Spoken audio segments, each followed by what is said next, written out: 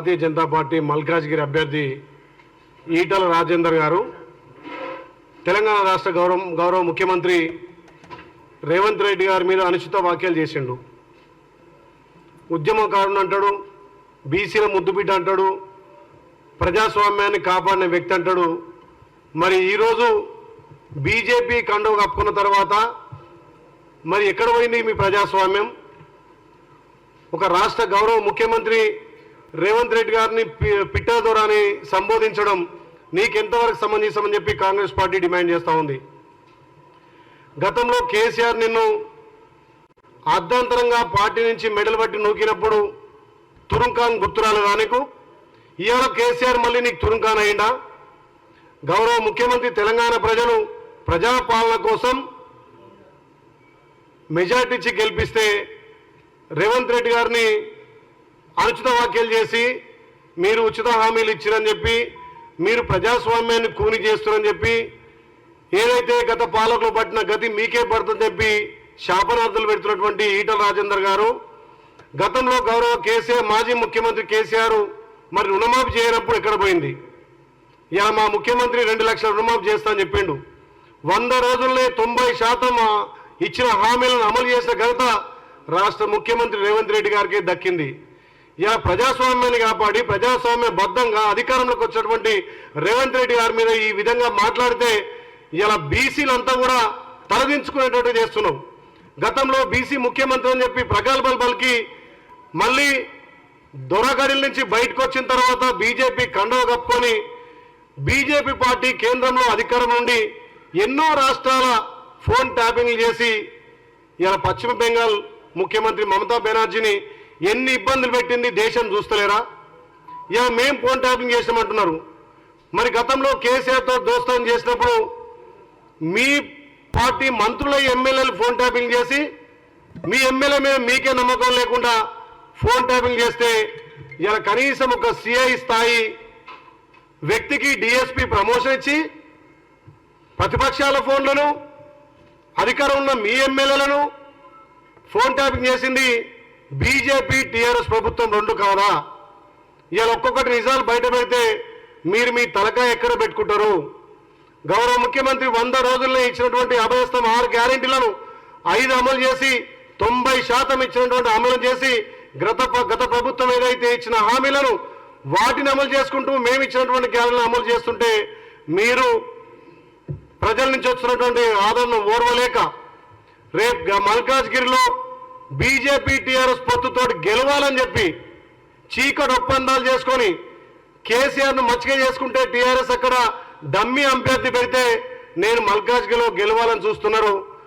గతంలో మల్కాజ్గిరిలో భారీ మెజార్టీ తోటి రేవంత్ రెడ్డిని గెలిపిస్తే ఇవాళ అక్కడ మా కార్యకర్తను పెట్టినా మల్కాజ్గిరి భారీ మెజార్టీతో గెలవబోతుంది. మీ గెలుపు కోసం మీ బీజేపీ టీఆర్ఎస్ చీకటి ఒప్పందాల కోసం ఇలా మళ్ళీ కేసీఆర్ను పొగడడం నీకు ఎంతవరకు సమంజసమని చెప్పి కాంగ్రెస్ పార్టీ ఇలా డిమాండ్ చేస్తూ ఉంది.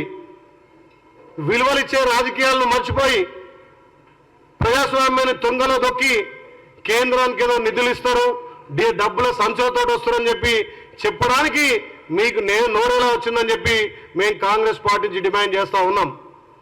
ఇలా బీజేపీ కేంద్రంలో అధికారం నుండి ఎన్నో రాష్ట్రాలను పడగొట్టిన చరిత్ర మీది.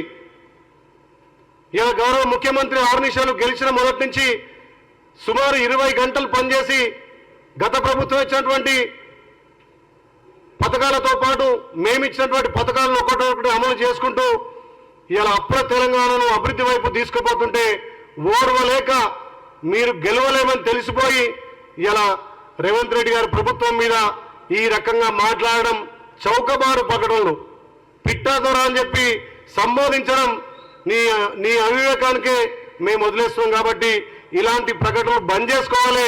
మీ బీజేపీ బీఆర్ఎస్ పొత్తులను తెలంగాణ ప్రజలు గమనించారు. మీకు తెలంగాణలో బీజేపీ కానీ బీఆర్ఎస్ కానీ డిపాజిట్ దక్కకుండా తెలంగాణ ప్రజలు ఇలా చిత్తుగా ఓడగొడతారు. మీరు మల్కాజ్గిరిలో గెలవడానికే మళ్ళా కేసీఆర్ను ఇలా తురుంకానంటున్నావు. మరి గతంలో రైతులకు ఇచ్చినటువంటి హామీలు ఎడిపోయినాయి. గతంలో మీరు నల్లధనం తెస్తున్నటువంటి మాటలు ఎడిపోయినాయి. కేంద్రం ఇచ్చినటువంటి హామీలకు తుంగర దొక్కి ఒక్కొక్కరి ఖాతాలో 15 లక్షలు మీరు జమ చేస్తున్న మాట ఎందుకు నిలబెట్టుకోలేదు? ఇవాళ ఒక మతతత్వ పార్టీగా ఇలా మతాలను కులాలను అడ్డం పెట్టుకొని మీరు మళ్ళీ ఓట్లు దండుకోవాలని చూస్తుంది తప్ప తెలంగాణ ప్రజలు భారీ మెజార్టీ తోటి ఇలా ప్రజాపాలన ప్రజా నాయకుడిగా రేవంత్ రెడ్డిని ప్రజలు ఎన్నుకున్నారు. మీరు కేంద్రంలో ఉన్నటువంటి బీజేపీ కానీ రాష్ట్రంలో ఉన్నటువంటి కేసీఆర్ దొరపాలనను అంతమొందించి ఇలా తెలంగాణలో ప్రజాపాలన ఇలా రేవంత్ రెడ్డి గారిని ముఖ్యమంత్రిగా చేసిన ఘనత తెలంగాణ ప్రజలు. కాబట్టి ఇలాంటి చిల్లర మల్లర ప్రకటన మానుకోవాలి. ఒక బీసీ బిడ్డగా గతంలో బీసీ ముఖ్యమంత్రి అయితే చెప్పుకున్న నువ్వు బీసీల గౌరవం తీసే విధంగా మాట్లాడొద్దని చెప్పి నిన్నను మాట్లాడినటువంటి మాటలను ఉపసంహరించుకోకపోతే మల్కాజ్గిరిలో మీకు డిపాజిట్ దక్కదని చెప్పి ఇలా మేము హెచ్చరిస్తున్నాం. ఈ చౌకబారు ప్రకటన మానుకోవాలి. మీ చీకటి ఒప్పందాలు తెలంగాణ ప్రజలు గమనిస్తున్నారు. కాబట్టి రేవంత్ రెడ్డి గారి నాయకత్వాన ఇప్పటికే 90% ఇచ్చిన హామీలు అమలు చేసినాం. పేదల సంక్షేమం కోసం ఎన్నో పథకాలు తెచ్చినాం. పేదోడికి ఇల్లు కట్టే కార్యక్రమం, నిరుద్యోగులకు ఉద్యోగాలు ఇచ్చే కార్యక్రమం, అతి త్వరలోనే రైతులకు రుణమాఫీ చేసే కార్యక్రమం కూడా గౌరవ రేవంత్ రెడ్డి గారు ప్రకటించబోతున్నారు. కాబట్టి ఈ ప్రజల నుంచి వచ్చే ఆదరణను తట్టుకోలేక రేపు మీకు ఎక్కడ డిపాజిట్ దక్కదనే అక్కస్తోటి గౌరవ ముఖ్యమంత్రి రేవంత్ రెడ్డి గారి మీద చిల్లర మరణల ప్రకటన చేస్తున్నారు. దీన్ని తీవ్రంగా ఖండిస్తున్నాం.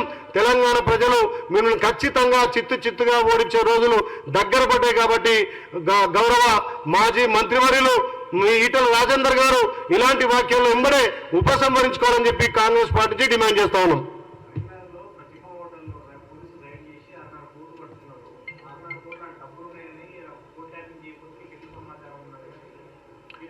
అక్కడ స్థానిక ప్రజలే సమాచారం పోలీసులకు ఇచ్చారు. ఫోన్ ట్యాపింగ్ చేయాల్సిన అవసరం మాకు లేదు. ఇది ప్రజాపాలన, ప్రజల చేత ఎన్నుకోబడ్డ పాలన. కాబట్టి ఫోన్ ట్యాపింగ్లు అనేది కాంగ్రెస్ పార్టీ సంస్కృతికి విరుద్ధం. ఫోన్ ట్యాపింగ్ అనేది బీజేపీ టీఆర్ఎస్ సంస్కృతి. కాబట్టి దానికి పూర్తిగా విరుద్ధం. మొన్న దొరికినటువంటి కరీంనగర్ దొరికినటువంటి డబ్బులు స్థానిక ప్రజలకు తెలిసి వాళ్ళక్కడ పోలీసు వాళ్ళకు సమాచారం ఇచ్చి తప్ప కాంగ్రెస్ పార్టీకి ఆ డబ్బులకు ఎలాంటి సంబంధం లేదు.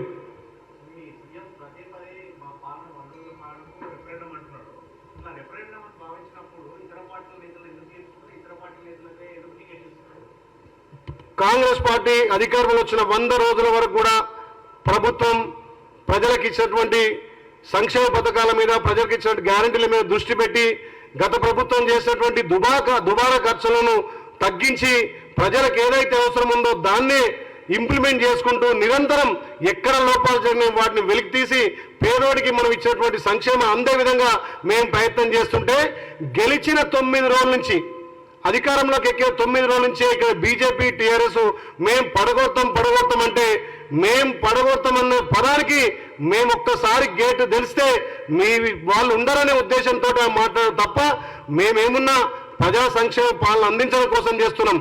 గతంలో ఉన్న పాలన గడీలకు పాలన ఉండే, ఇప్పుడు ప్రజాపాలన. కాబట్టి ఆ గడీల పాలనను విస్మరించి ఆ గడీల పాలన తట్టుకోలేక వాళ్ళ ఎమ్మెల్యేలే సుమారు 26 మంది కాంగ్రెస్ పార్టీతో టచ్లో ఉండి రేపు పార్టీలో చేరబోతున్నారు.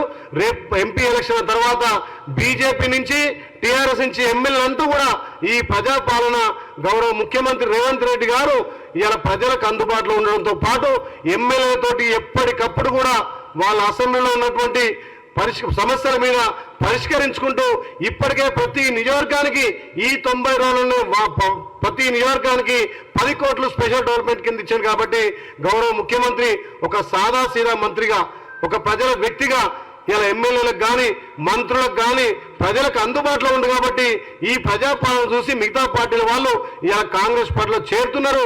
దానికి నిదర్శనం మొన్న చేరినటువంటి అక్కడ ఎంపీలు కానీ ఇక్కడ దానం నాగేందర్ కూడా ఇంకా ఇట్లా చెప్పుకుంటూ ఎంపీ ఎలక్షన్ల తర్వాత బీజేపీలో టీఆర్ఎస్లో ఒక్కరు కూడా మిగిలరు. మీ లెక్క మేము ప్రలోభాలు పెట్టి 100 కోట్లు ఇచ్చి కొనుక్కోవాల్సిన అవసరం లేదు. మా నాయకుడు, ప్రజల నాయకుడు, ప్రజల కోసం సంక్షేమ పథకాలు అమలు చేసే నాయకుడు రేవంత్ రెడ్డి గారి నాయకత్వాన కాంగ్రెస్ లో చేరుతారు తప్ప మీ లెక్క ప్రలోభాలకు, బెదిరింపులకు, కేసులకు ఎవ్వరు కూడా భయపడతలేరు. అది స్వచ్ఛందంగా వాళ్ళే ఈ ప్రజాపాలన మెచ్చి పార్టీలో చేరుతున్నారు.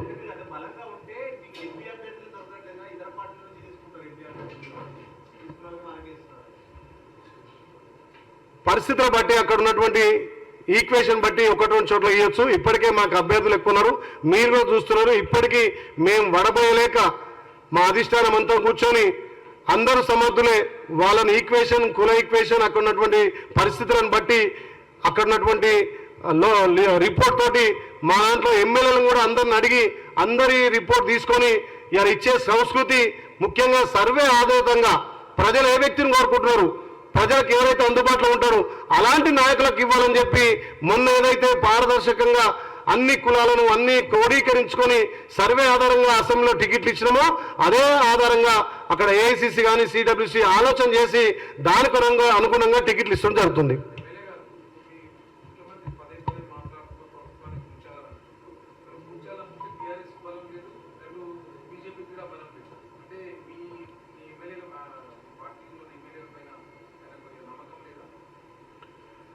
నమ్మకం లేకుండా కాదు, కేసీఆర్కి అలవాటు.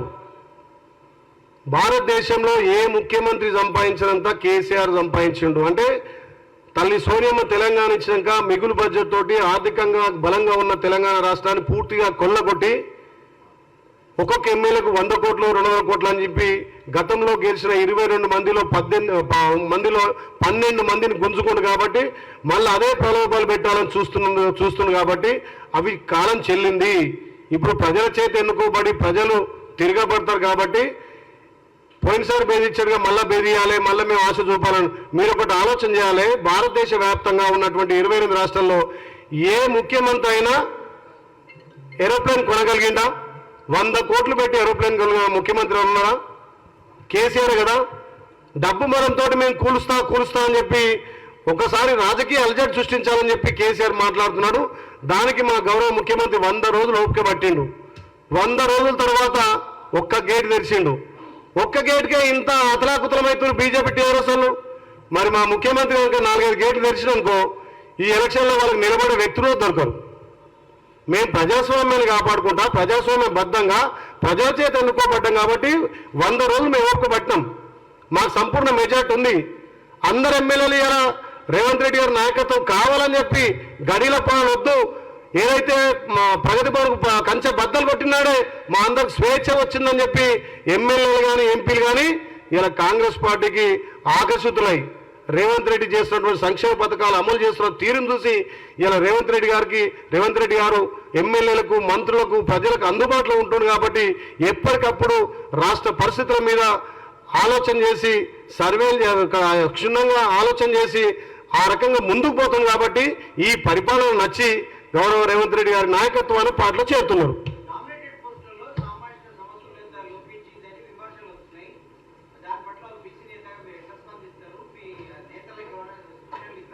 గౌరవ ముఖ్యమంత్రి మొన్న జరిగినటువంటి అసెంబ్లీలో సామాజిక కోణంతో టికెట్లు ఇవ్వడం జరిగింది. ఇప్పుడు కూడా వేసింది 50%.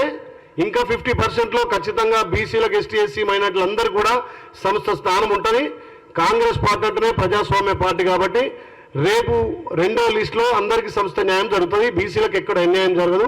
బీసీలకు పెద్దపీట వేసిందే కాంగ్రెస్ పార్టీ. అందులో గౌరవ రేవంత్ రెడ్డి గారు ముఖ్యమంత్రి గారు ఎప్పుడు చెప్తుంటారు, బీసీలందరికీ న్యాయం జరగాలి, బీసీలందరినీ అభివృద్ధి చేయాలనే ఆకాంక్షతో పనిచేస్తుంది కాబట్టి 2వ లిస్టులో బీసీ ప్రాధాన్యత ఎక్కువగా ఉంటుంది.